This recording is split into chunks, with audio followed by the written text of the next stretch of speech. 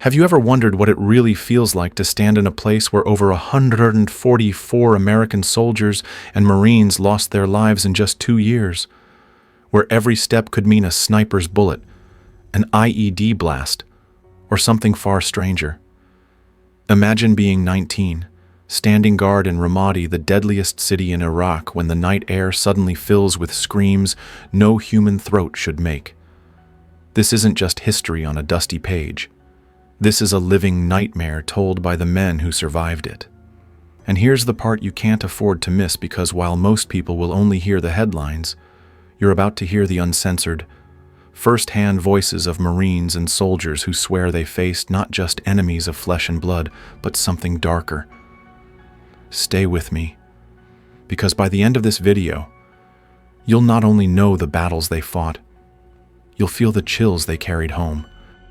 Because to truly understand what these Marines and soldiers went through in Ramadi, we need to go back not just to the desert streets of Iraq, but to the very roots of the Marine Corps itself. Since 1775, when a group of men gathered inside a Philadelphia tavern and gave birth to the Corps, Marines have carved their names into some of the bloodiest chapters of American history. From Belleau Wood, where the Germans named them devil dogs, to Guadalcanal, Peleliu, Iwo Jima, Okinawa, and the frozen hell of the Chosin Reservoir. Every generation left scars that became legends. But legends don't just live in the past. When I enlisted, there was a new wave of stories being written, a new generation of warriors stepping off the helicopters into Iraq and Afghanistan, carrying stacks of ribbons that told you everything you needed to know. And it was in places like Fallujah, and especially Ramadi, the deadliest city of them all, that the next chapter of terror was waiting. The first account takes us inside an old Iraqi police station in Ramadi, a place that should have been just another outpost on the map, but instead became a site of terror even hardened Marines would never forget. One Marine veteran, Clay, serving with the 1st Battalion, 5th Marines in 2005, remembers his time on guard there as some of the most unsettling nights of his entire deployment. On the surface, the building didn't look unusual, just a worn-out station with a booking desk, filing cabinets, and a corkboard littered with faded bulletins. But deeper inside, down a long, narrow hallway painted in that eerie industrial green-blue, lay a room that reeked of something far darker. It looked like a communal shower, but the walls were lined with shackles and chains, and the floor drains were stained with what looked like dried blood. Clay said the air was thick with the metallic scent of iron, so heavy he could almost taste it. Even in war, where death was never far away, this room felt different. It felt cursed. One night, Clay found himself at Post Alpha, manning the machine gun from 1900 to 0700 with another Marine, Jim. Long hours, little sleep, and constant tension defined every shift. But this night, something else joined them. Around midnight, they both heard it, a man screaming in Arabic.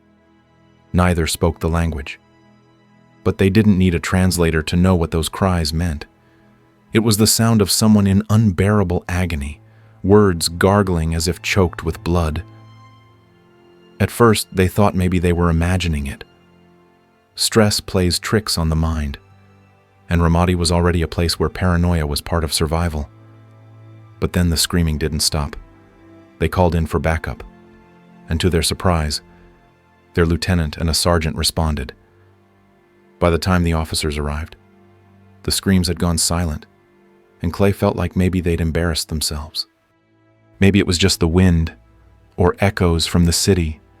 But then, as if on cue, the screaming started again, louder, sharper, unmistakable.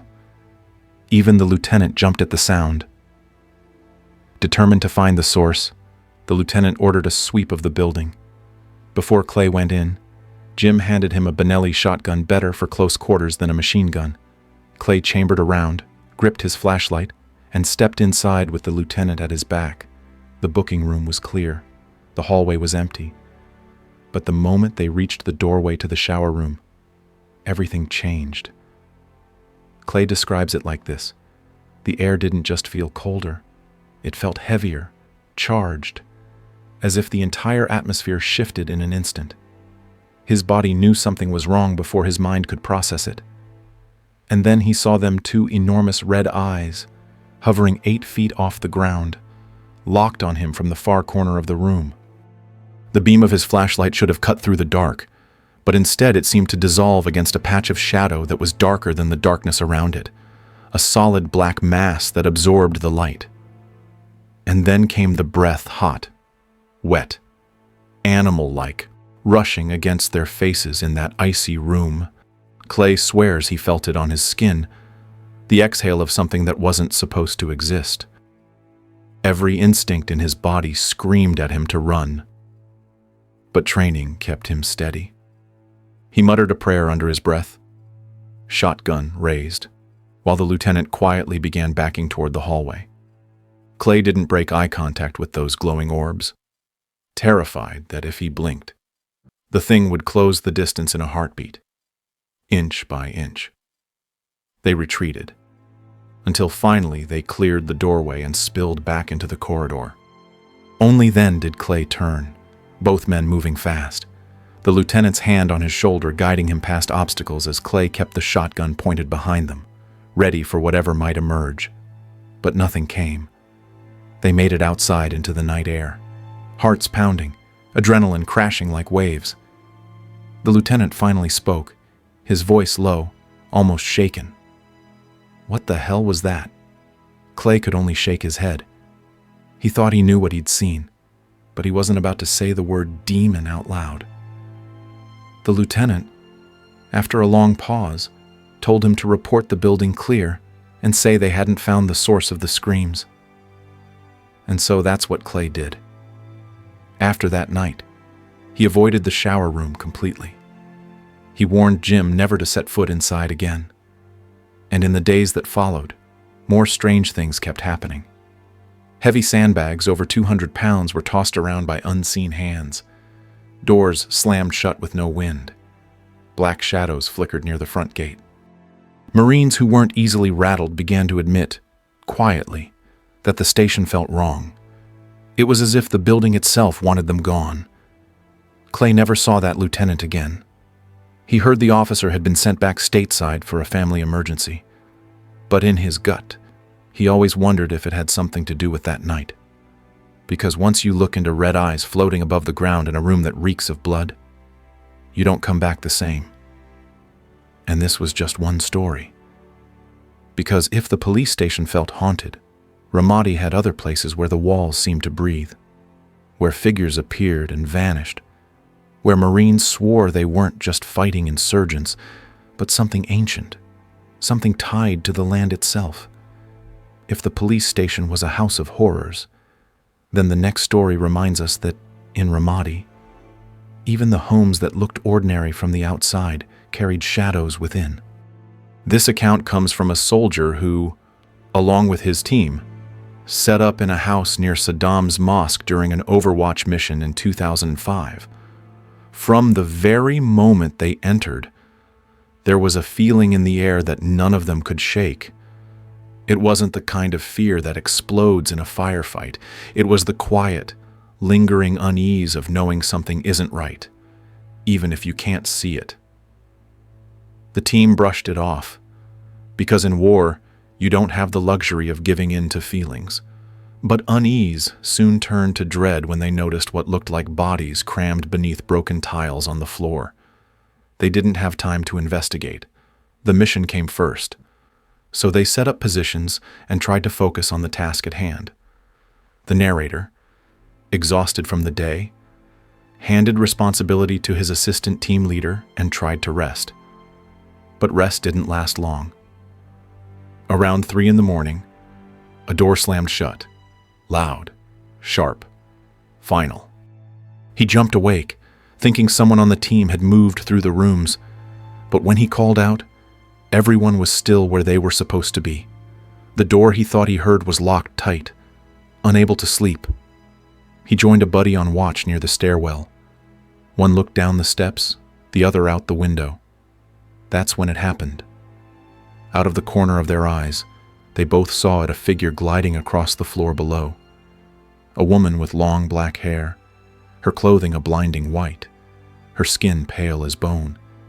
She didn't speak, didn't look their way, just drifted past in silence. They froze, neither willing to admit it out loud, until finally one whispered, "Did you just see the lady in white?" And the other answered, "Yes." They tried to rationalize. Maybe it was a shadow. Maybe moonlight on the palm trees outside. But deep down, they both knew no trick of the night could produce what they had seen so clearly, just 5 feet away. Later, when they returned to Camp Ramadi, word of their encounter spread fast. Other soldiers had questions, and then came other confessions.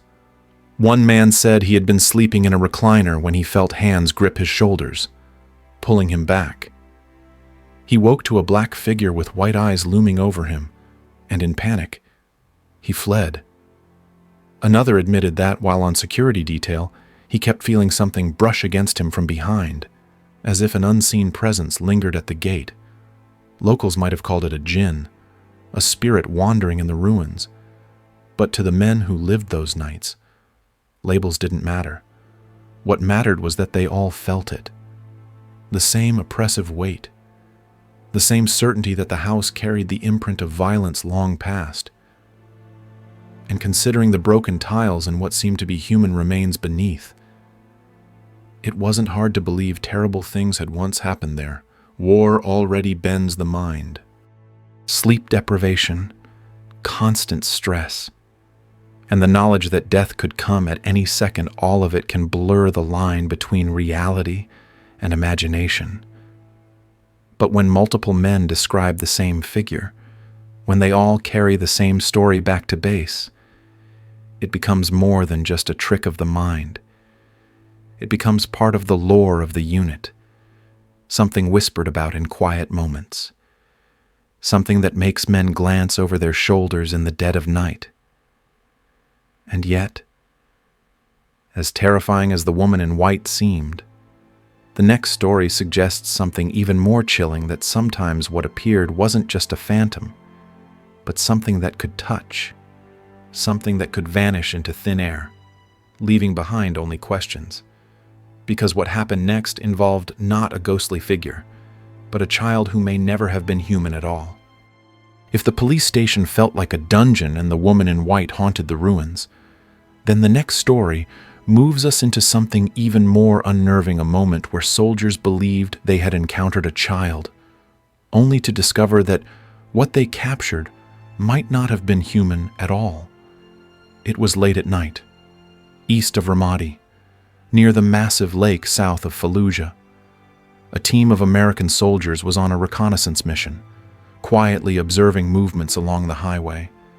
The desert was calm in that uneasy way Iraq sometimes was, the kind of silence that feels like it's holding its breath. One soldier joked as he crawled away to relieve himself, but then he froze mid-sentence. His buddy noticed and whispered, "What's wrong?" The answer came in a trembling voice, "There's a kid out there." At first, nobody believed him. A child wandering alone in the middle of the night, this close to a U.S. recon team. It made no sense. But when they looked, there he was, a boy, standing in the moonlight, motionless, silent. They radioed the team leader, fearing their cover had been blown. Orders came back clear: detain the kid. Don't let him slip away. The soldiers moved in, expecting panic or resistance, but the boy didn't fight. He simply raised his hands, calm, as if he had expected this all along. They patted him down, found nothing, zip-tied his wrists, and led him back to their position. Everything about the encounter felt wrong. He was too quiet, too willing. No tears, no fear, no resistance, just silence. The kind of silence that unsettles battle-hardened men more than screams ever could. The team leader radioed higher command, reported the situation, and received orders to exfiltrate. They began packing their gear, preparing to move toward the canal that would lead them back to the rendezvous point. The boy followed, hands bound, shuffling silently beside them. But then, only a few hundred yards into their movement, the impossible happened. When one soldier turned to check on him, the boy was gone, vanished. The only thing left were the plastic zip ties lying intact on the ground, still looped as if they'd been cut by nothing at all. No struggle, no sound, no tracks in the dirt, just absence. 7 soldiers swore they had seen him, touched him, walked with him, and now he had simply ceased to exist. Panic spread through the group. They searched the immediate area, scanning with night vision goggles, whispering his name even though none of them truly believed he'd answer. The desert remained silent, empty, watching. The team leader finally made the call they couldn't risk staying. They moved out, shaken, each man turning over in his mind the same question. What did we just witness back at camp? The story poured out. Some tried to laugh it off, saying maybe the boy was a hallucination born from exhaustion, but the zip ties physical, real, untouched, were harder to dismiss. One soldier put it bluntly, if the kid wasn't real, then who the hell did we tie up? That question hung heavy in the room until an intel officer overheard and offered a chilling explanation. "Sounds like you ran into a jinn," he said. At first, the men scoffed. A jinn. Like the genie from Aladdin. The officer shook his head. No lamps, no wishes. A jinn is a spirit sometimes good, sometimes evil. Around here, they're part of the land. Locals believe they've been here longer than we have. The room went quiet. It was one thing to fear insurgents, IEDs, and sniper fire. It was another to think that the battlefield itself might be inhabited by entities beyond flesh and blood. One soldier admitted that after the encounter. He never took a single scratch for the rest of his tour. Not a bullet. Not even shrapnel. None of his squad did. He wondered aloud if maybe the jinn had been a protector, watching them through the chaos. Others weren't so sure. Maybe it had only been curious. Maybe it had been toying with them. But one fact remained in December 2003 when the war in Ramadi was just beginning to spiral. They had faced something they couldn't explain. And when the battles intensified in 2004 and 2005 when firefights consumed the city, these men carried with them the memory of that boy who appeared from nowhere, walked silently beside them, and then dissolved into nothing. A memory that blurred the line between survival and the supernatural, between Iraq's insurgency and something much older, much stranger. War carves scars into men, scars they carry long after the uniform comes off. For some, the worst wounds are invisible.